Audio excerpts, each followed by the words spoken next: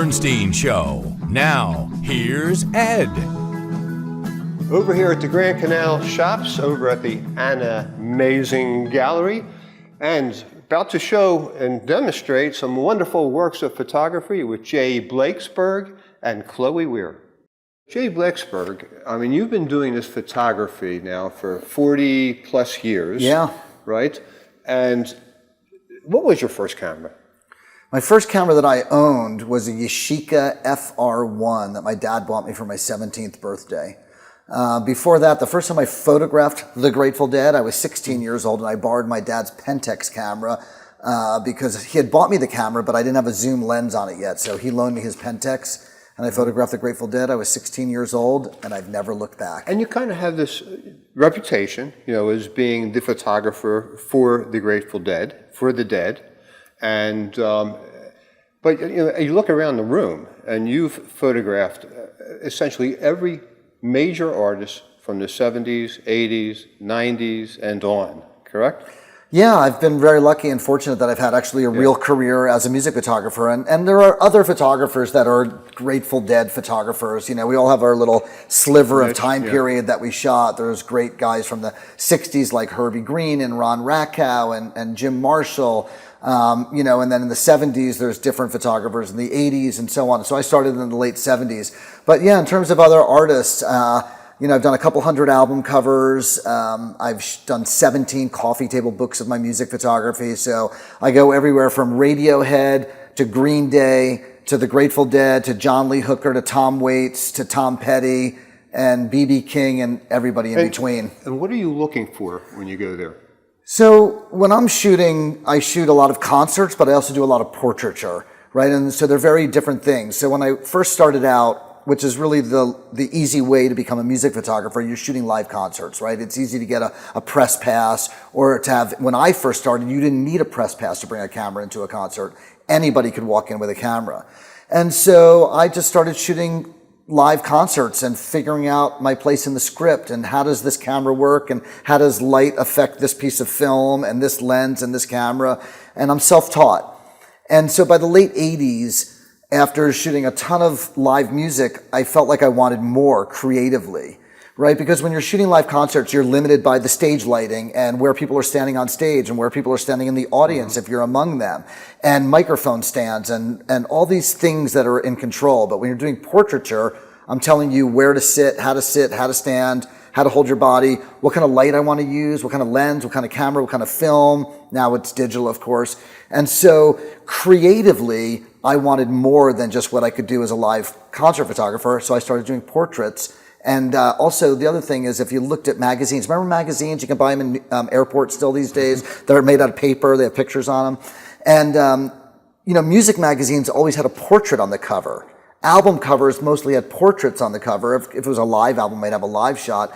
And so economically, if I wanted to make a living, you know, I was being published in newspapers and Rolling Stone magazine and little photos here and half page here, and you get $200, $500, $50, $25. And so in order for me to make a living as a photographer, I knew that if I shot a cover of a magazine, it might be $1,500 or $2,000. So there was this economic element of me wanting to be a photographer and supporting myself, and then there was the creative element. So it was both of those combined. Right, but when you look at the creative elements, I mean, everybody talks about the eye. I mean, photographers have an eye and see things differently than I do. And look, we're sitting in front of some of the photographs that you pointed out earlier. Like the one with Jerry Garcia was the first one you took with Jerry Garcia. Yeah, this one right here is the first formal portrait I did of Jerry Garcia, and that's Robert Hunter, who they wrote songs together for the Grateful Dead. Right, and that was your first...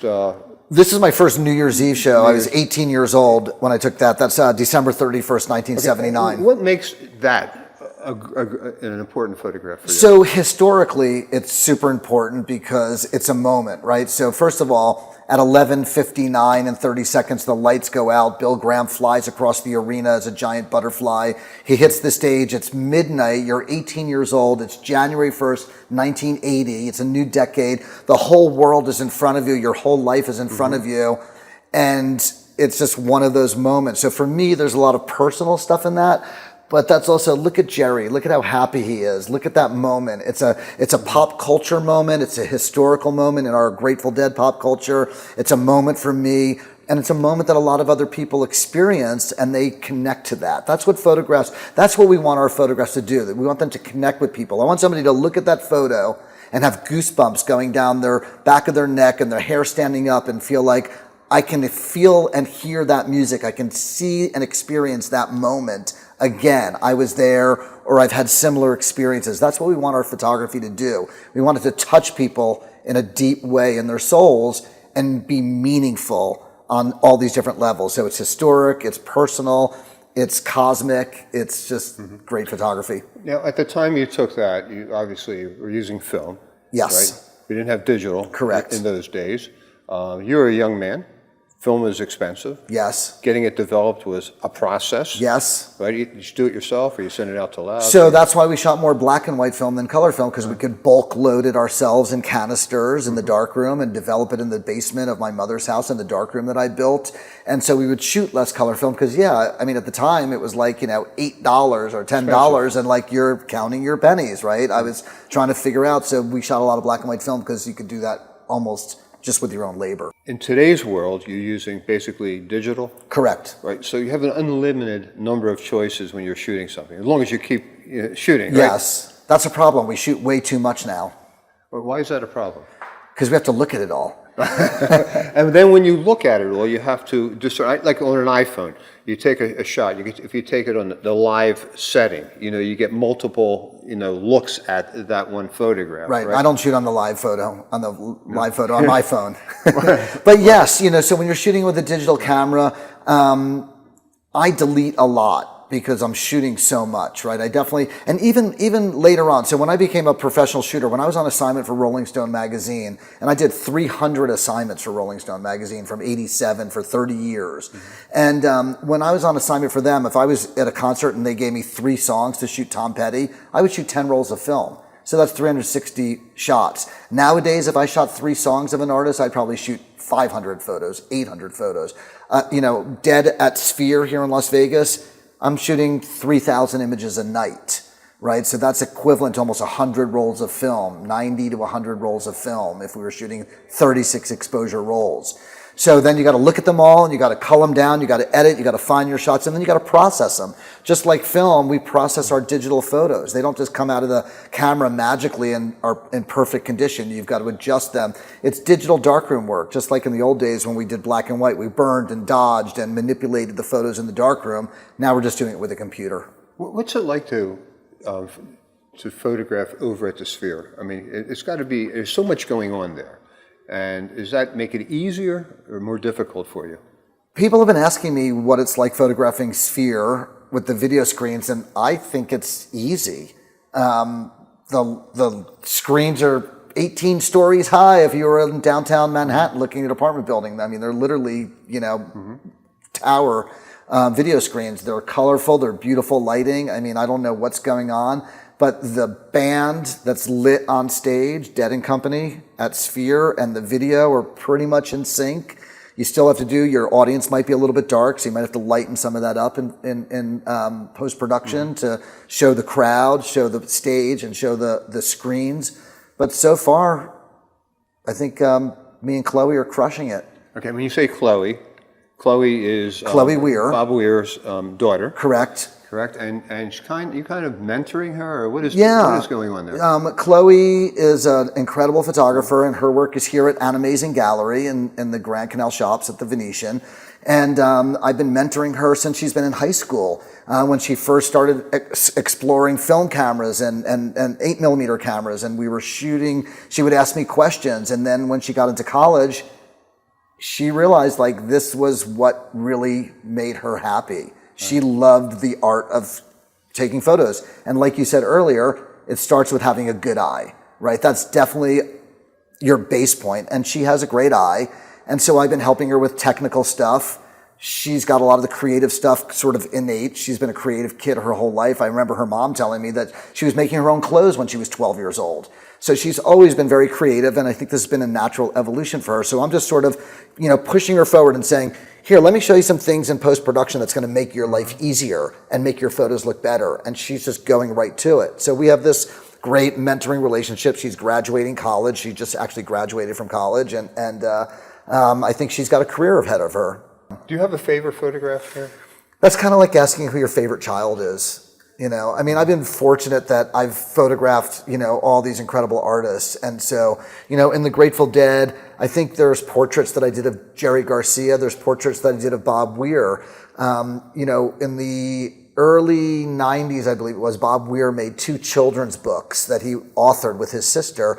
And Bobby hired me to photograph his author photos for those books. And so just like I'm mentoring Chloe and helping her with, entree into this world, Bob did that for me, right? So it comes full circle. So I went up to his house for one of the books, and we did another one on a body of water because it was a water-themed book. And so I love those portraits that I did of Bob because he's, again, it's a moment in time, right?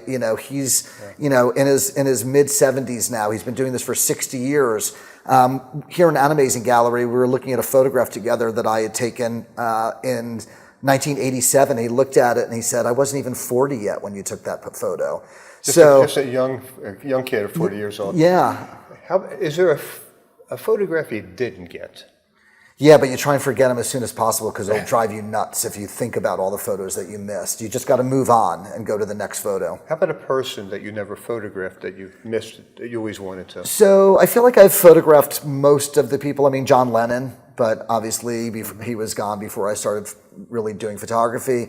I've photographed Bob Dylan, I've photographed the Rolling Stones, but I've never done portraits of Bob Dylan. I would love to do a portrait of Dylan. I'd love to do a portrait of Mick and Keith. Those might be the other ones, but I photographed the Stones many times and Dylan a bunch of times, but never portraits. How surprising. You look at guys, musicians like Bob Weir, like Mick Jagger, like Keith Richards, that these guys doing it in their 70s and 80s. Did you ever think, 40, 50 years ago that they'd still be around performing? That's a hard question for me to answer, but did I ever think in 40 years I would be still doing this and talking to you about it and being on an incredible gallery, Animazing, and being hired by the band? I loved this band as a teenager. By the time I was 18 years old, I was driving 8, 10, 12, 15, 20 hours to go see the Grateful Dead. And here we are 45 years later, and I work for them. That's a pretty good life. What's the most valuable photograph you ever did? So I think that the most single valuable photograph was the back cover of Carlos Santana's Supernatural record. And so that came out in the late 90s, and Carlos plucked a photograph that I took of him, a live photograph. They weren't going to put any photographs on the album. They ended up putting a live photograph that I took on the back cover. And the record company was like, Carlos Santana, he's washed up. We don't want to spend a lot of money on this picture. So we're just going to buy the rights to that photo for just one time on the back cover. Of course, it ends up selling 50 million records, and they make the live version and the Target version and the fan club version, and they're putting my photo on the front cover of all of these new CDs. And every time they use that photo, I got paid. So when Rolling Stone hires you to do a job, who owns the photograph? Me. You maintain the rights. Yeah, so that's typical? Not anymore. Content is king, and the big media conglomerates want to own that content. So as I was coming up, I would say that 98% of what I photographed, I own.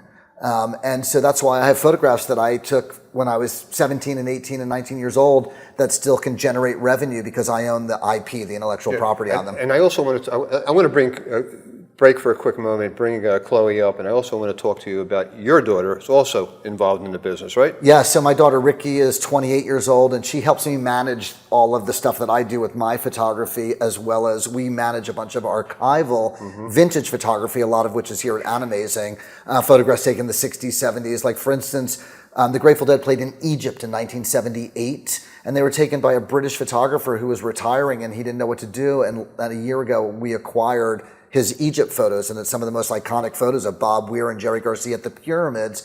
And we own those photographs now and have them in San Francisco. Yeah, obviously, an amazing background. Yeah. At the Paris. We'll be right back with Chloe.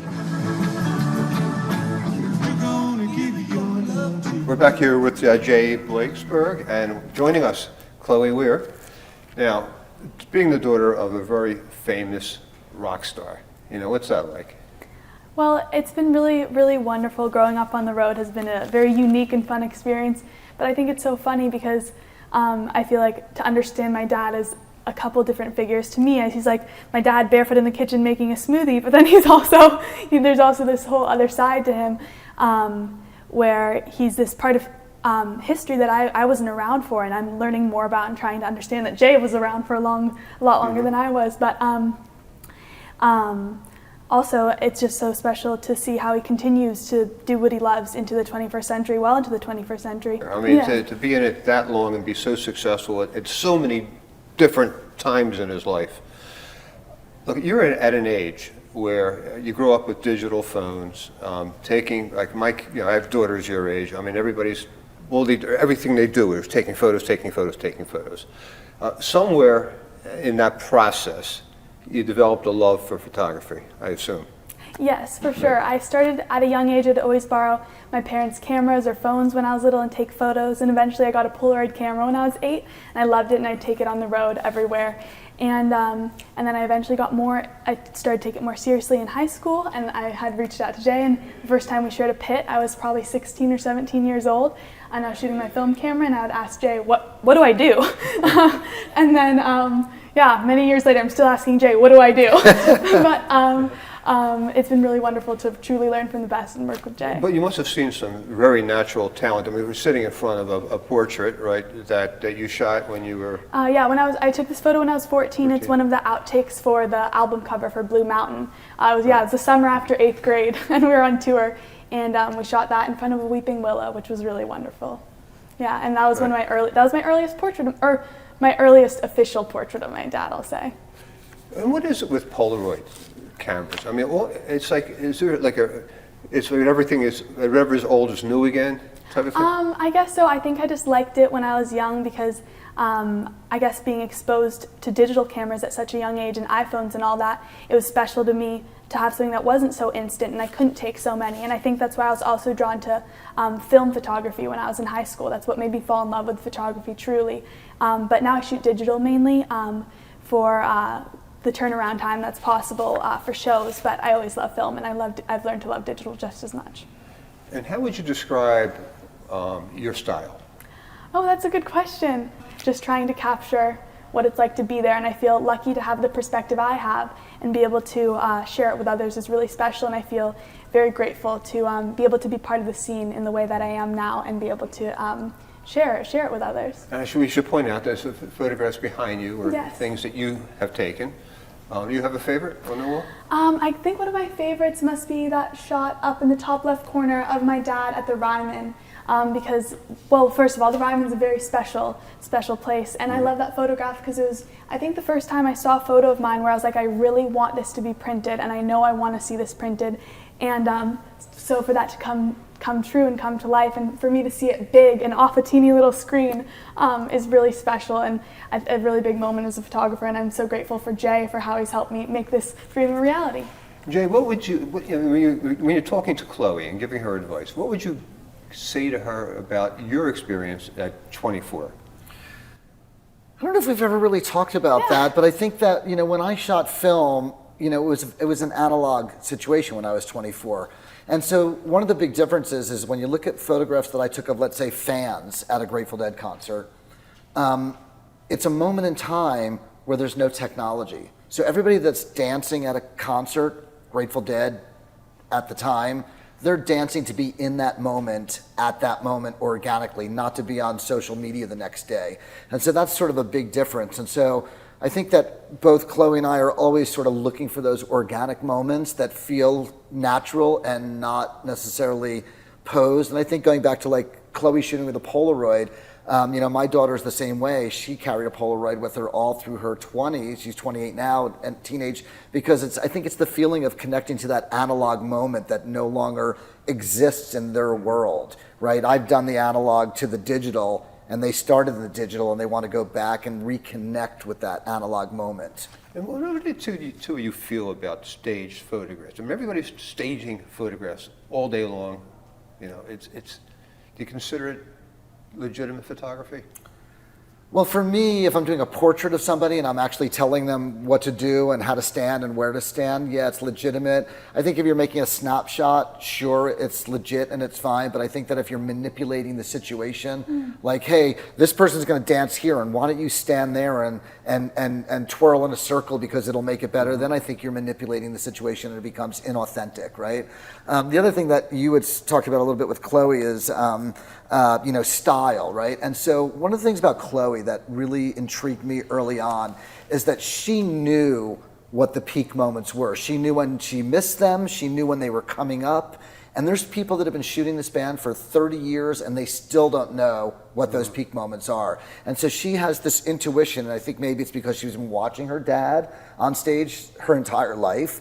And so body language when an artist is on stage, especially when you have artists that are, celebrating 60 years, as the Grateful Dead will be doing next year. Bob Weir's been in this band for 60 years, okay?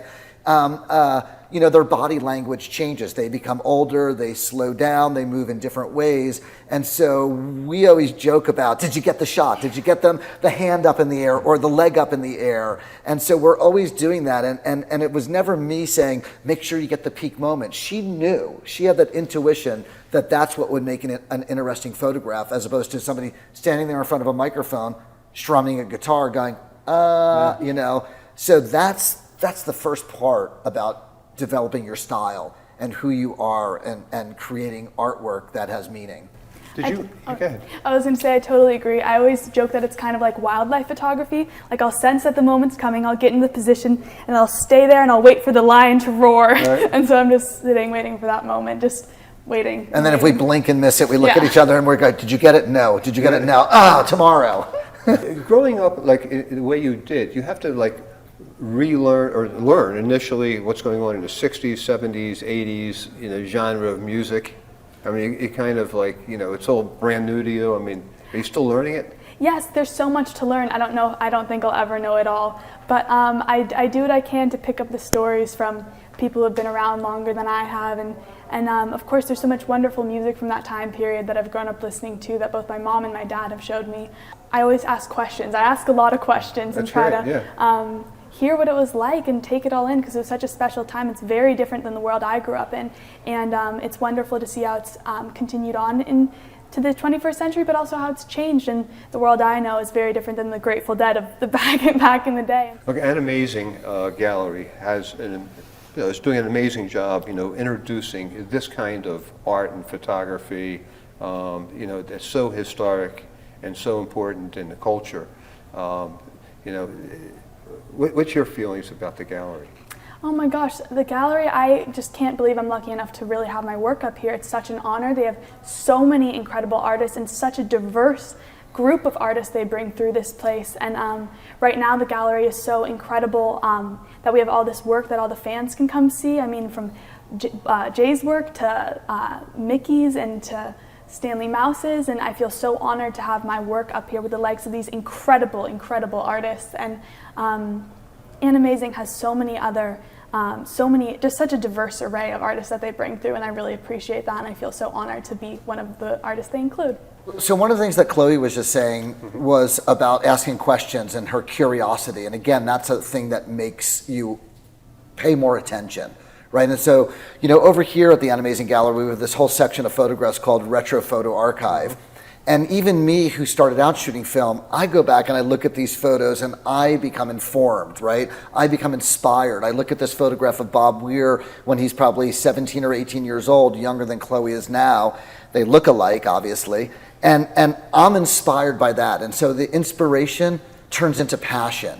Right, and so when Chloe and I are up on stage or milling through the audience, she inspires me, I inspire her, we post our stuff on social media. The fans love what she's doing. That's why she's at Animazing Gallery. They invited me, and I said, if I'm coming, Chloe's coming with me.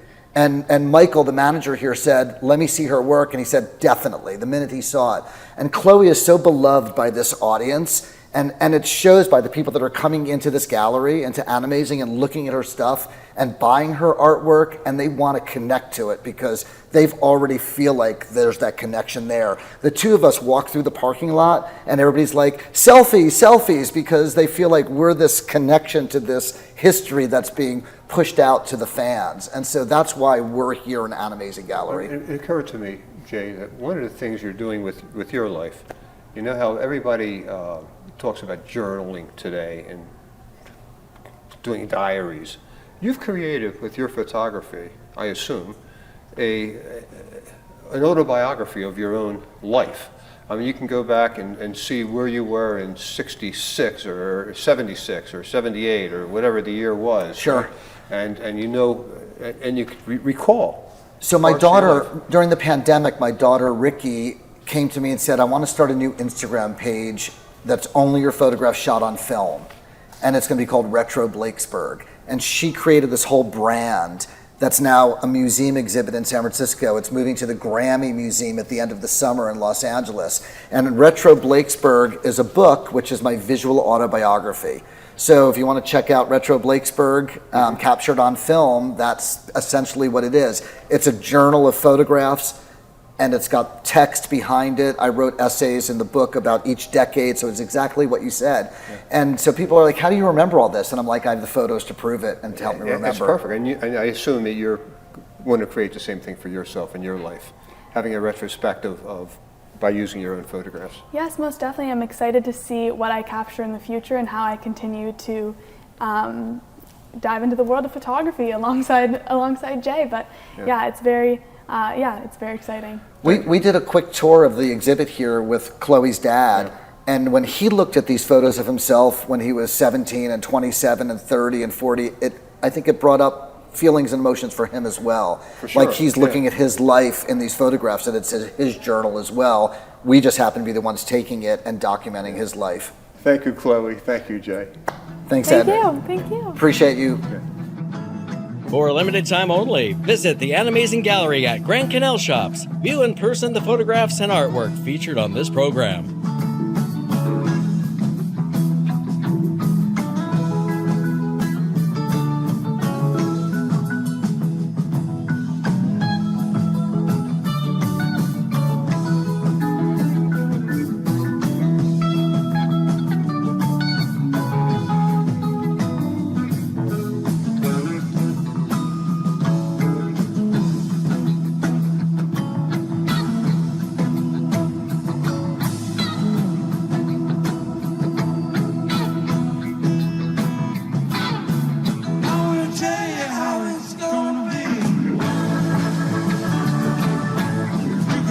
Give your love to me.